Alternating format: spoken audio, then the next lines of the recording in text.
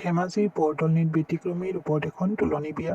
ধেমাজি জিলাৰ বিশিষ্ট ব্যৱসায়ী বৰদলনি হলডুঙা গাঁও নিবাসী দেৱত সোণোৱালৰ একমাত্ৰ কন্যা পুষ্পিতাৰ দিন ব্যতিক্ৰমী ৰূপ দেখি আকৰ্ষণৰ কেন্দ্ৰবিন্দু হৈ পৰিছে অঞ্চলটোৰ বহু লোকৰ বাবে।